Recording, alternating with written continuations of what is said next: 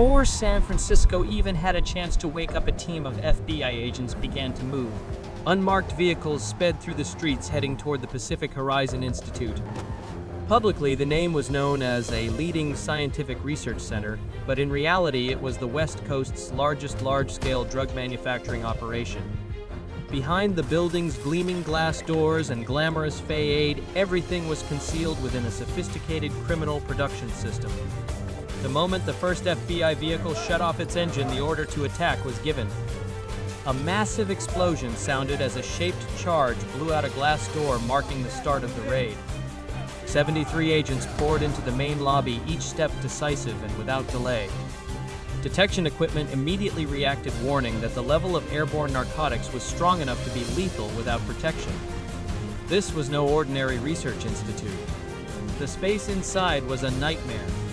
Chemical mixing chambers, industrial reactors, and sophisticated production lines were installed.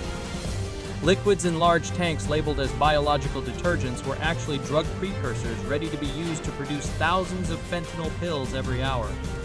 Formulas written on whiteboards were coded instructions for cartel manufacturing recipes, hidden under a scientific guise. Everything they discovered immediately drew the agents' attention. But the attack didn't stop there. As teams of agents moved deeper into the building, a direct confrontation occurred in the East Wing. 3 cartel chemists, attempting to activate a thermal destruction system to destroy evidence, were immediately subdued. DHS teams took little time to defeat them, ending the incident in seconds. The assault pressed further into the building. FBI and DHS agents continued to face major challenges as they encountered an underground system of the building that had not appeared in any prior inspection reports. They had to fight their way through a long corridor leading to a hidden basement level, a part of the facility the city government was completely unaware of. By 5:29 a.m., the Pacific Horizon Institute was under complete control of federal forces. But the truth the agents uncovered was more frightening than they imagined. This research institute was not a science center. It was a $340 million Superlab operating under the protection of a powerful and organized criminal network. It wasn't long before investigators discovered this was only the tip of the iceberg, an underground empire run by powerful forces quietly controlling the city. But what the agents found next was truly shocking. The Superlab couldn't have existed for so long without protection from an outside force. As investigators dug deeper, one name appeared increasingly clear on the seized records: Darius K. Langford, the mayor of San Francisco. Langford, recognized as a reformer, had built a bright public image. But in the eyes of the agents, he was a man who had spent nearly a decade turning political power into a tool for criminal interests. Everything became clear as financial evidence surfaced. Large sums of money were transferred through shell corporations and urban development projects, all linked to the CJNG cartel Jalisco Nueva Generación. As the task force moved deeper into the building, everything became clear. The Pacific Horizon Institute wasn't just a research center. Behind its solid walls and gleaming glass doors, a massive cartel Jalisco Nueva Generación CJNG drug superlab was quietly operating. The research rooms, supposedly for medical and biological technology development, were actually manufacturing thousands of fentanyl pills daily, one of the deadliest drugs today. The FBI team, after securing the main lobby, split into attack prongs to expand control of the building. As they entered the production areas, the sheer scale of the facility was revealed. 28 chemical mixing chambers were running constantly with large-scale industrial reactors designed to produce drug compounds according to secret formulas.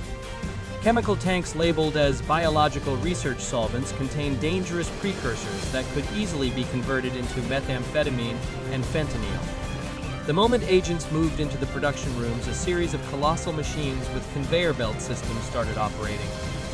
Fresh fentanyl pills were constantly and rapidly manufactured. Hazardous liquid pipelines ran throughout the labs, and decontamination systems stood ready for any incident. This space was utterly alien to the agents, an underground hell disguised as science. However, the danger wasn't limited to the chemicals. While the FBI teams secured the main production areas, agents continued towards secondary areas where further evidence of the cartel's operations was found. Whiteboards on the walls, supposedly documenting scientific formulas, were actually coded instructions for drug synthesis with letters and numbers concealing directions for manufacturing recipes. A crucial part of this Superlab was the security system. Several production chambers were equipped with sophisticated security systems featuring automatic sensors and hidden hazards that could be triggered upon intrusion. Although the FBI teams were prepared for dangerous situations, they couldn't have anticipated the airborne chemicals could be lethal within minutes without proper protection. Agents were equipped with protective gear, but they still had to proceed cautiously with every step into the main production areas. As the teams continued through the corridors, they discovered a secret structure, a sub-level not documented in any of the building's inspection records. Steel walls encased in wood and plywood appeared non-existent on the building's blueprints. This basement level, originally a storage area for critical equipment and documents, now became a hotspot as agents began collecting vital evidence. Inside this area, the walls were lined with complex computers and electronic systems, with hard drives containing critical information about the cartel's operations. One of the seized hard drives revealed detailed logs of drug manufacturing distribution methods and the protection network surrounding the production facilities. The documents also indicated that the cartel was not just operating in San Francisco, but had expanded its network across the entire west coast of the United States. The horror wasn't limited to the scale of the drug operation, but also the perfection with which the cartel ran everything. Every area of the building had a specific task, from pill production to transport and consumption, all controlled by encrypted systems and detailed instructions. This showed the cartel had built an organized underground network that was efficient and strictly protected. As agents moved toward the back of the building where the highest security areas were located, they found a group of chemists attempting to activate the evidence destruction system. But with thorough preparation and quick response, the team subdued and stopped them before any evidence could be destroyed. While the chemists were arrested, agents continued to sweep the remaining areas, collecting all valuable information and evidence. Though the agents had completely secured the Pacific Horizon Institute, the full truth about the operation's scale and complexity remained unrevealed. It was clear this was not a simple raid. It was a long-term fight against an organized criminal power that had quietly controlled San Francisco without anyone knowing. After the Pacific Horizon Institute was fully under the agents' control, what they gathered from the computers and documents illuminated a crucial part of the vast criminal network that the cartel Jalisco Nueva Generación CJNG had built. Agents were not only confronting modern drug labs, but also a subterranean political system that had allowed the cartel to operate undetected for nearly a decade. Investigating the encrypted data, financial records, and seized documents, FBI agents quickly realized that the CJNG wasn't just running a drug lab downtown, they had actually lured the participation of those in power within the city government. Every operation the cartel conducted had the covert support of officials who had become tools to help them maintain power.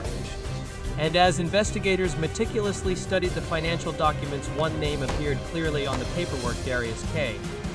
Langford, the mayor of San Francisco. Langford, widely recognized as a reform leader who had pledged to revitalize the city, was now the mastermind behind all these criminal operations. The first evidence emerged when agents discovered massive sums of money transferred through shell companies and urban development projects. From these documents, Langford had hidden over $683 million flowing through 32 front companies, each disguised as innovation or sustainability projects. In reality, they were direct pipelines supplying money to the CJNG. Agents also found financial reports proving that Langford protected these criminal organizations through urban development contracts, collaborating with research groups and non-profit organizations. To clarify the relationship between Langford and the CJNG, investigators began tracing the contracts and transactions between the fake companies and organizations influenced by the city government. Several development contracts approved by Langford involved the supply of chemicals, materials, and research services that were disguised as sophisticated transactions to support the drug manufacturing operations. These companies not only received contracts from the city government, but also worked directly with suppliers for the CJNG hiding within the city's official operations. The relationship between Langford and the CJNG was not limited to finance. Further evidence from the documents collected by the FBI showed the involvement of other figures in the city administration who contributed to protecting this network. Agents quickly realized that for nearly a decade, Langford had built a system where city officials, from police officers to construction contractors, were all influenced and manipulated by an underground criminal force. Through seized personnel records, agents also uncovered a network of CJNG operatives planted in strategic positions throughout the government.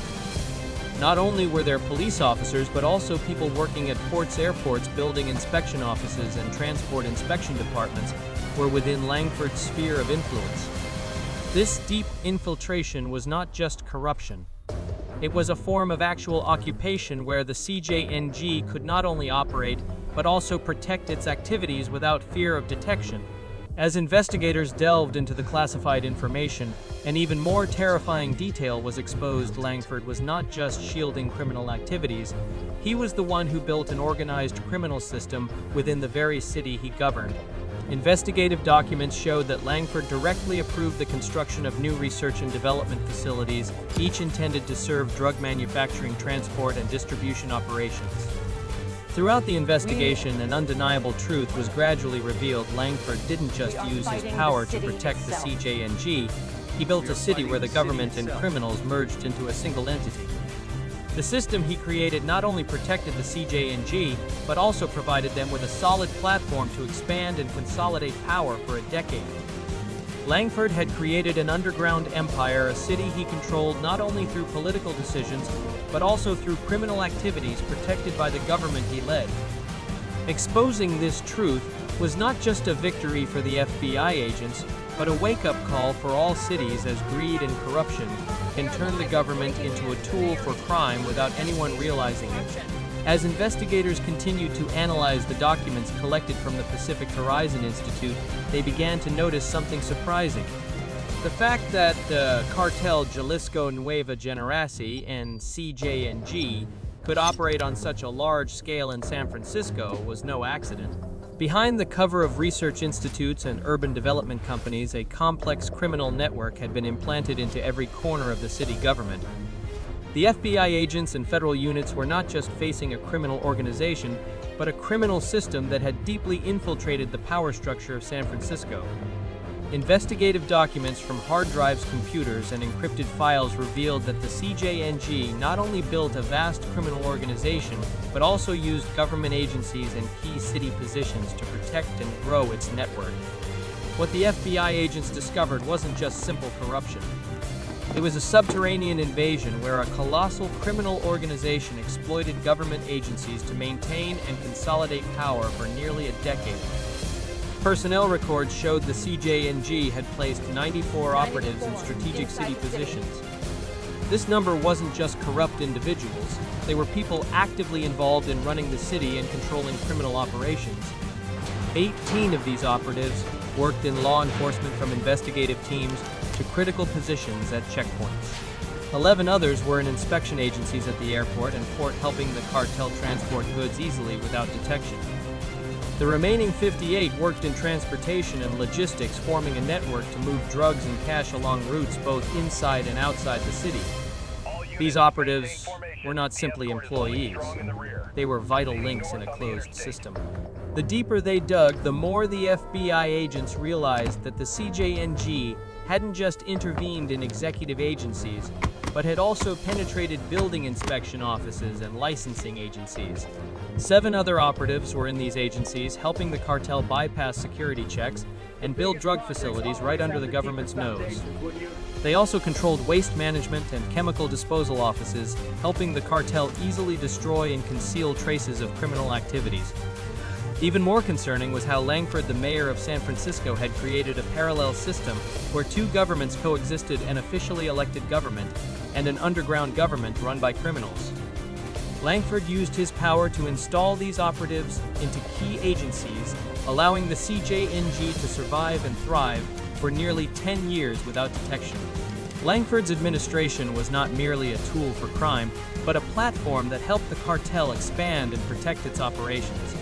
With the documents collected, investigators also realized that Langford had used urban development projects as a tool to launder money and legalize illicit funds. The shell companies he protected became an essential part of running the CJNG's drug network. Development contracts, construction projects, and urban development aid packages were all designed to funnel money and assets to the cartel, while helping them maintain a presence and power in various sectors of the city. Not only that, controlling the research and development facilities also helped the cartel build a network of scientists and specialists serving its purposes. Technologies and chemicals used in research were diverted to serve drug production and distribution. Some research institutes had even become sophisticated facilities where the cartel could conduct experiments and develop drug manufacturing formulas without suspicion. The question was, why could a criminal network exist for so long in such a large city without being detected? The answer lay in the direct participation of the government and official agencies. Every department in the government played a role in protecting the cartel and ensuring its operations were uninterrupted. Langford's administration was not just a place to hide crime, but a place that enabled it to grow. The discovery of this criminal network was not just a fight against a cartel, but a fight against the manipulation of power. San Francisco, for nearly a decade, had lived under the control of an administration with only one single purpose: to serve the interests of crime. This raised a major question about the capacity of law enforcement agencies to detect and prevent the infiltration of crime into government bodies.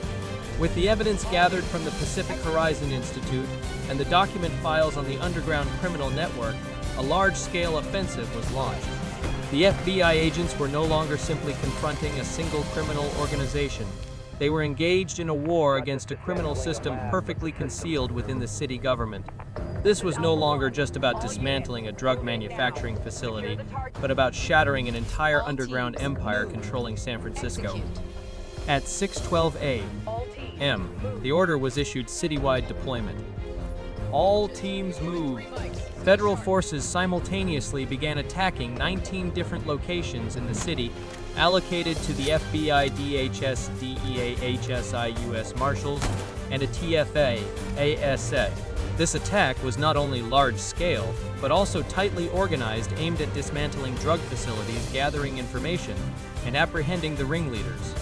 Special, unmarked trucks began moving rapidly through the streets of San Francisco, creating an unprecedented atmosphere of tension. Helicopters from the FBI and the U.S. Coast Guard took off circling overhead, while special operations teams from multiple directions converged on strategic areas. The attack began at a warehouse in the Mission District. The FBI struck this warehouse, which the cartel used as a drug staging point. Agents stormed in and cartel gunmen opened fire on the assault force. But the teams were ready. Flashbang grenades then broke all resistance. In just a few minutes, 6 suspects were apprehended and the entire area was secured.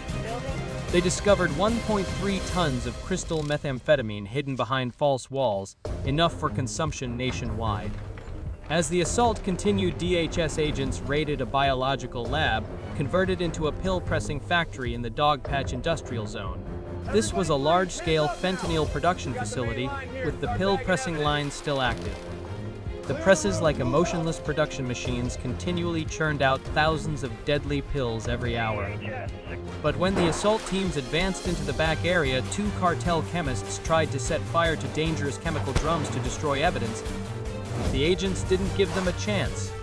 A large explosion occurred, flames erupted from the chemical drums, and the special operations teams had to fight through the raging fire to subdue the suspects. This incident wasn't unique. The further east in the city they went, the more engagements broke out. In the Bayview area, a group of cartel smugglers attempted to escape by boat. U.S. Marshals, in coordination with the Coast Guard, quickly apprehended them in a dramatic water chase.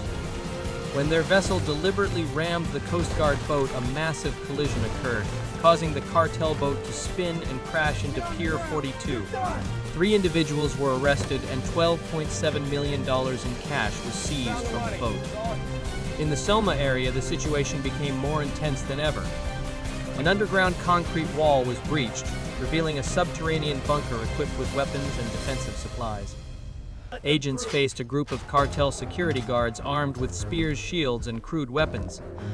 A fierce exchange took place in the bunker with dozens of SWAT officers engaging in a sweat and blood-drenched battle. After 14 minutes of tense confrontation, federal forces finally broke the perimeter and searched the area.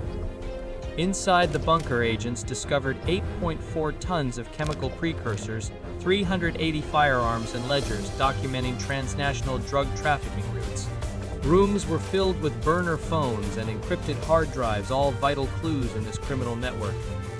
It was undeniable proof of the CJNG's organized criminal activity over a long period. At 7:03 a.m., as the attacks concluded and the special forces began cleanup, San Francisco was still engulfed in smoke and sirens wailed across the streets. The criminal system had been severely damaged, but the battle had just begun. The evidence recovered from these facilities would continue to guide subsequent raids, exposing the links between Langford, the CJNG, and those behind this criminal empire. With the successful major attacks and crucial evidence seized, the investigative forces moved to the next phase of the operation. FBI agents, while continuing to sweep the assaulted areas, began a deeper analysis of the hard drives, computers, encrypted documents, and digital data collected. What they discovered were not just documents about drug facilities and trafficking routes, but a detailed map of how the cartel Jalisco Nueva Generación and CJNG had quietly infiltrated every part of the San Francisco city government. Right from the first clues, investigators uncovered a criminal structure that was organized to perfection. One of the most shocking discoveries was digital maps detailed operational plans called the Phase 4 City Integration Model. This wasn't a city tool as it was perceived, but actually a detailed plan for the CJNGA's infiltration into San Francisco's official infrastructure. The document indicated that Langford, the city's mayor, didn't just protect the cartel's criminal activities, he personally directed the placement of CJNG operatives into strategic positions across the city. These operatives were situated in building inspection agencies, police departments, and licensing offices, simultaneously helping the cartel ensure control over drug development and transport citywide. The city integration model records also clarified how Langford had overseen the licensing of 11 scientific research facilities during his term, each intended to serve the CJNG's criminal activities. These facilities, under the guise of advanced research institutes, were actually places for manufacturing and distributing drug precursors, as well as creating the counterfeit drug formulas used by the cartel. This showed Langford's meticulous calculation in hiding criminal operations under legitimate and officially recognized project. One of the subsequent findings was a map illustrating 148 drug trafficking routes stretching from Northern California to Texas, Illinois, and Tennessee. Critical points on this map were locations where the cartel could transport and distribute drugs undetected, including ports, airports, and major thoroughfares. These locations were all protected by operatives who had been installed in key positions within surveillance systems, making drug transport control easier than ever. This confirmed the strict protection of the drug routes controlled by the cartel, and the fact that these routes were legalized through San Francisco's government facilities was undeniable. The next terrifying discovery was a section of the encrypted system which contained plans for the cartel's territorial expansion outside San Francisco. Agents recovered documents showing the CJNG planned to build 3 more research institutes within the next 18 months. Each institute was planned to be constructed near ports and logistics centers to further supply drug production. This information further confirmed that if not for the timely intervention of federal forces, the CJNG could have expanded its criminal empire across the entire West Coast and potentially to other cities like Los Angeles and Seattle. What concerned investigators even more was the network's complexity and sophistication. Langford wasn't the only one in the city government involved in this operation. The collected documents also indicated that several other city officials, including high-ranking employees in licensing agencies and the police, all had close ties to the CJNG. Financial records showed large payments were made through shell corporations, indicative of money laundering and aiding the cartel over a long period. The deeper the investigation went, the more investigators realized an undeniable truth: Langford wasn't just a protective tool for the cartel. He had become the architect and protector of a shadow government where real power didn't lie with elected officials, but with organized crime. This wasn't just political power manipulation, it was the building of a city entirely under the control of a cartel.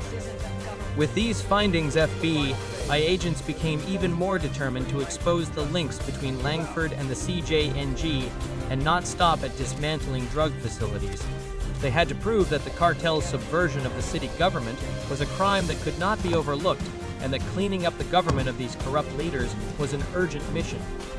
After a series of major raids on Cartel Jalisco Nueva Generación CJNG facilities, FBI investigators gradually pieced together crucial parts of the city's underground criminal network. However, despite significant successes in dismantling drug production and transport facilities, one critical element remained untouched: Darius K. Langford, the city mayor. With every piece of evidence collected, Langford's name became more prominent and inextricably linked to every CJNG operation in San Francisco. Langford wasn't just the cartel's protector, he was the builder of an organized criminal empire hidden under the guise of a reformist leader.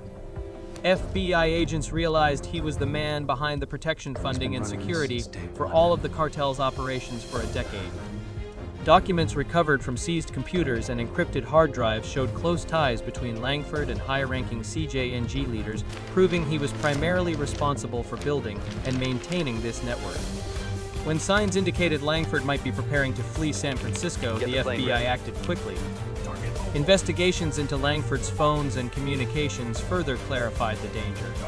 Agents began tracking his every move and discovered that Langford had left his office and was likely preparing to abscond. Arresting Langford became the top priority of the campaign.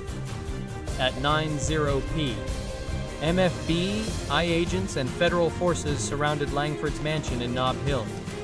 This was the affluent area where Langford had lived for years, concealing his true identity under a political facade. As the teams approached the Langford House garage, they spotted the special SUV, one of the vehicles used to protect the mayor, still parked there. Agents confirmed Langford was inside the garage. When the garage door opened, Langford didn't run.